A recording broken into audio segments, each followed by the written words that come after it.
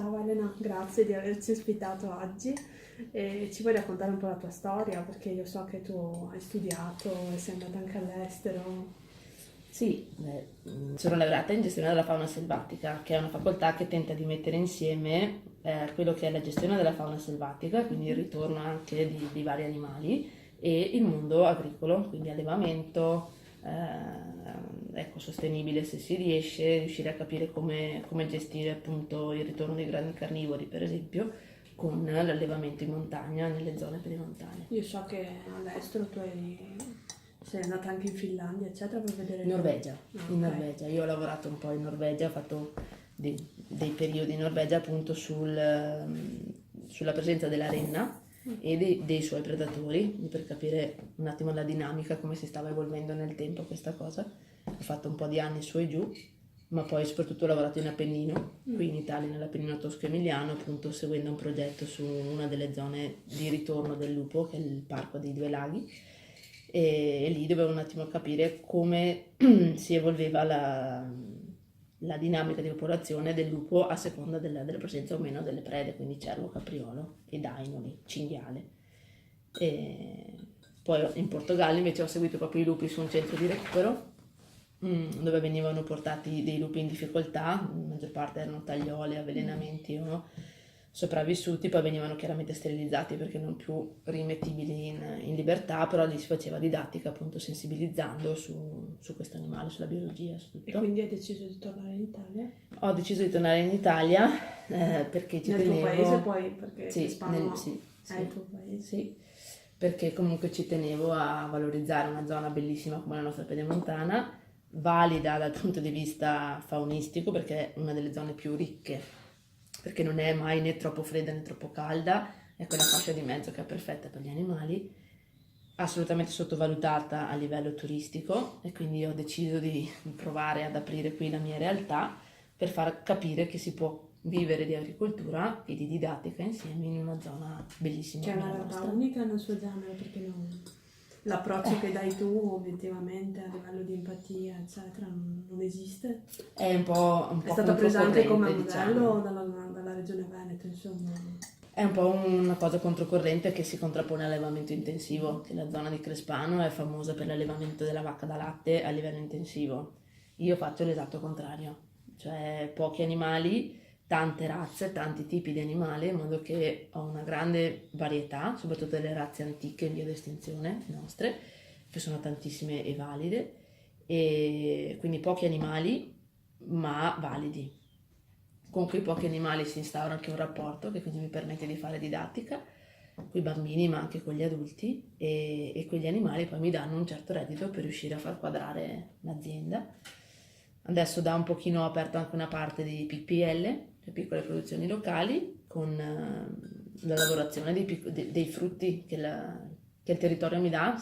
Non coltivo più di tanto, coltivo un po' di mele, ma Quindi selvatici, frutti selvatici. selvatici, ma più che altro sono tutte le case abbandonate, avevano una volta un paio di alberi almeno davanti, nessuno li guarda più, nessuno è interessato, quindi io chiedo, se ci sono, chiedo ai proprietari di raccoglierle e trasformarle, e così ho abbastanza frutta senza doverla coltivare che andava persa. Oltretutto di varietà molto più valide di quelle che si trovano in commercio. La tua fattoria si chiama il Codipugnolo perché?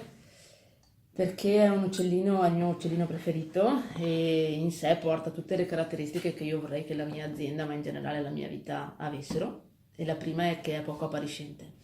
È grande così, pesa 6 grammi, quindi 2 gomme da cancellare. Ce ne sono tanti, ma nessuno li conosce. È pari del merlo come numero, però il merlo lo conoscono tutti, il codibugnolo nessuno, semplicemente perché si fa vedere solo a chi gli dedica del tempo, quindi ci si bisogna fermarsi, stare fermi e ascoltare, e allora riusciamo a vederlo. È il concetto della mia fattoria, non mi interessa che sia grande, che la vedano con grandi cartelli o che si espanda, mi va bene così, perché voglio che le persone che vengono mi contattino di persona e io gli spiego come arrivare. Così riusciamo a estrarre un rapporto, non mi interessa la massa grande, questo ce lo insegna lui. E la seconda è che è stanziale, quindi vive qui tutto l'anno, è insettivoro ma in inverno si adatta a mangiare qualsiasi cosa, è quello che un po' sto facendo io. Io sarei appunto un tecnico faunistico specializzato in ungulati e loro predatori, quindi lupo, orso, e in Italia non riesco ancora a farlo e quindi mi adatto a fare qualcosa che mi piace altrettanto, ma non è ancora esattamente il mio pane. Beh, tu fai parte di un'associazione naturalmente guide, e insieme ad altre guide tu hai... Esatto, facciamo proprio divulgazione su questo, cioè fare un ecoturismo, quindi portiamo le persone a spasso, però non fine a se stesso, ma sensibilizzandole su vari temi, che sono appunto io la fauna selvatica, c'è chi è più specializzato in flora, in tante altre cose, e tentiamo proprio di diffondere questo concetto possibile, di vita possibile anche qui. Quindi la coesistenza è possibile La anche coesistenza con i predatori, grandi predatori. è assolutamente possibile, ci vuole tempo per riuscire a ricordarci che ci sono anche loro, che hanno avuto un buco storico di assenza grande, qui da noi più di 100 anni, che ha fatto sì che ci dimenticassimo completamente che bisogna fare i conti anche con loro, quindi che non posso portare gli animali in montagna e lasciarli liberi di notte, per esempio, non solo in montagna, anche più in basso, che loro fanno parte integrante di tutto l'ecosistema e che senza di loro c'è uno squilibrio enorme. Che è Perché quello che sono arrivati proprio per riequilibrare. sono arrivati perché adesso sono aumentati gli ungulati, qui da noi camoscio, capriolo e cervo principalmente, sono aumentati loro perché le condizioni ambientali sono migliorate.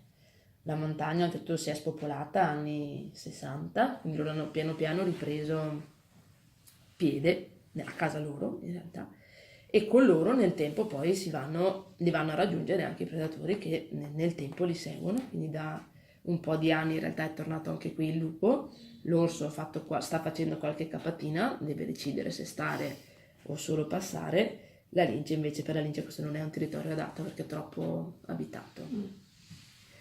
Quindi la convivenza è possibile, bisogna semplicemente ritornare a capire che non ci siamo più solo noi, che possiamo convivere entrambi con dei piccoli accorgimenti che esistono, sono finanziati per la maggior parte dalla comunità europea. C'è il progetto Wolfarps, giusto? Esatto, sì. Questo progetto vede la Regione Veneto da quanto tempo? Già da svariati anni ne fa parte integrante, adesso negli ultimi anni ne fa proprio parte a livello pratico, nel senso che il lupo è arrivato anche qui, prima era solo un partner perché le regioni coinvolte erano altre, quindi era il Friuli soprattutto, e adesso siamo in prima linea anche noi. Perché il lupo viene da? Il nostro lupo può venire dai due estremi, quindi o dal Friuli Slovenia o da Francia o dall'Appennino, che fa sempre il giro Appennino, poi passa di solito spesso per la Val d'Aosta, Piemonte, e poi arriva. Perché l'idea che si dice che si siano incrociati trovandosi il lupo slovacco con il lupo italico, giusto? Con una lupa appenninica, appunto, probabilmente. Questa è una storia assolutamente affascinante, perché il lupo sloveno è partito dalla Slovenia, è stato investito, gli hanno messo il radiocollare e in questo modo si riesce a seguire tutti gli spostamenti che ha fatto. Lui ha girato 6 mesi, è andato in Austria, poi è tornato indietro, ha fatto il Trentino, si è fermato, poi non trovava pace perché come noi ha bisogno io dico le 3 cose, no? Un buon territorio, una buona casa, e c'era, sia in Austria, tutta la zona era una zona ottima, sia anche per le prede, quindi buona casa, tranquilla, tutte le nostre Alpi sono tranquille, ma mancava la compagnia. Quindi il lupo si ferma solo nel momento in cui trova la compagna o il compagno. Quindi seguito ha fatto il girovago per 6 mesi, ha fatto una quantità di chilometri incredibile, poi si è fermato a Verona, provincia di Verona, e lì sono andati a capire il perché lì ha incontrato la lupa Giulietta, appunto, che con le analisi del DNA successive è risultata essere una lupa appenninica. Quindi è partita, ha fatto tutto l'Appennino tosco-emiliano, salita, pianura padana, avrà probabilmente costeggiato andando per Piemonte, Val d'Aosta, e poi è entrata in territorio veneto. Quindi di questo incontro noi siamo sicuri, siamo riusciti a tracciare anche il DNA della prole. Sì. E adesso quei cuccioli lì di 4 anni fa sono quelli che stanno entrando nella zona del Monte Grappa, del Bellunese, molto probabilmente Bellunese e tutti i limitrofi. E cosa succederà? Succederà che, siccome il nostro territorio è assolutamente ottimo per loro, sia a livello di prede che di logistica vera e propria, si fermeranno, probabilmente si sono già fermate, una coppia per ogni macro area e piano piano andranno a sistemare gli eccessi di fauna selvatica ungulata, soprattutto erbivori, e andranno a riequilibrare, a ritornare a quell'equilibrio perfetto che la natura ha se l'uomo non interviene. Ma l'uomo sta già intervenendo purtroppo, senza senno tra l'altro. Sì, come dappertutto, i primi anni sono sempre anni difficilissimi, poi nel tempo la cosa si assesta perché la natura ha delle risorse incredibili. Se noi andiamo a eliminare anche le prime coppie, essendo un territorio ottimo, ne arriveranno delle altre, quindi nel tempo piano piano si trova l'assetto. Questi sono anni difficili sia per l'uomo che si deve adattare sia per il lupo che viene contrastato da... Ma tu sei fiduciosa nella forza Io della sono natura? molto fiduciosa, sì, che comunque se il territorio è buono gli animali ritornano. Se non è uno, Indipendentemente sarà da un quello altro. che l'uomo fa, l'animale ritorna, insomma. Quasi sempre sì. Anche perché non parliamo di pianura dove interveniamo costantemente, ma di montagna dove comunque il territorio è molto ampio e riuscire a contrastarli è molto difficile. Quindi io sono, soprattutto per la nostra popolazione del grappa, sono molto fiduciosa. Perché ci fa paura il lupo, secondo te? Perché è forte, è un animale forte, molto intelligente e l'uomo lo vede come un rivale.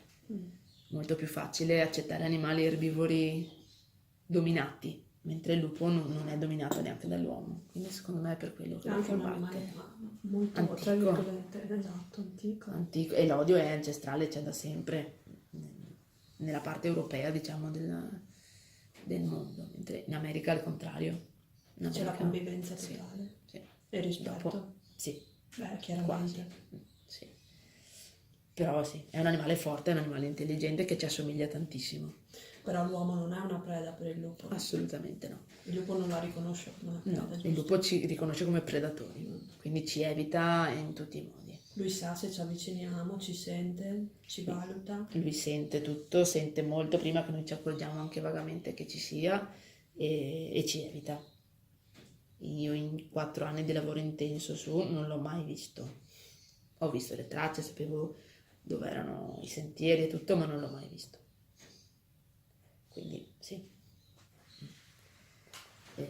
Vederlo è una fortuna, dico sempre, è un grande regalo. Si vede magari in macchina, soprattutto di notte che attraversa la strada. Tu ti occupi anche recentemente, appunto, hai fatto delle escursioni Di sul didattica. grappa, sì, esatto. Tento di fare didattica appunto per chi ha voglia di capire un po' di più questo animale, di capire come vive, quanto è complessa, diciamo, la sua biologia e come possiamo conviverci appunto. Quindi anche come guide, come naturalmente guide, facciamo proprio questo, cioè serate a tema, passeggiate o serate a tema sulla convivenza, quindi capire gli aspetti anche più scenografici e portare le persone ad emozionarsi anche incontrando appunto una traccia, una pista, una cacca in tutto il territorio, non solo sul Grappa ma anche per esempio in Cansiglia facciamo la stessa cosa. Tra qua 10 anni cosa pensi che succederà per questo territorio? Che- Cosa speri? Io penso che la nostra coppia, se non questa, ma ne arriverà un'altra coppia stabile che colonizzerà il territorio. Qui i nostri branchi sono di pochi animali, sono 5-6 animali massimo, che saranno stanziali. Se li lasciamo faranno anche delle cucciolate, lasciamo nel senso se non andiamo a disturbarli, faranno anche delle cucciolate e serviranno come diciamo bacino di espansione per colonizzare il resto del Veneto, Trentino e anche Friuli e piano piano andranno a chiudere quel buco che c'era adesso tra Friuli e Piemonte, andando a ricolonizzare di nuovo tutto l'arco alpino, riportando quell'equilibrio che mancava da tantissimi anni. E che la caccia, per quanto poco, non riusciva, tra virgolette. Mai come la natura riesce a fare da sola. La caccia riesce a tamponare qualcosina, ma non come può fare un animale come orso, lupo e lince. Tutti e tre insieme sono la perfezione.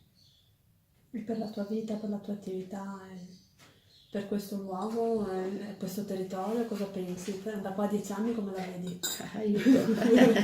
O cosa sogni? Beh, io spero intanto che ci sia ancora la fattoria e che continui ad avere la biodiversità che c'è adesso e che non è semplice mantenere tanti animali di tipo diverso, economicamente non è semplice, quindi se tra 10 anni ci sono ancora vuol dire che è possibile e funziona, ma spero soprattutto di trovare delle realtà vicine, non lontane ma vicine, con cui collaborare più seriamente, quindi aiutarsi di più, che il problema adesso principale mio è che essendo da sola comunque ho qualcuno che mi aiuta ma molto poco, man mano che si intensificano le cose diventa difficile, quindi riuscire Quindi lo scambio di lo lavoro, di scambio manodopera, di vicino però, attrezzature. vicino e non troppo lontano, questo, e tra 10 anni spero ci siano anche progetti nuovi, cose nuove, per esempio l'associazione Salvatica di cui faccio parte, che è abbiamo tutti lo stesso intento, cioè quello di valorizzare il nostro territorio, facendo capire che si può creare una realtà diversa, anche economicamente, che riesce a portarti alla fine del mese, e fa divulgazione, quindi sensibilizza le persone del posto.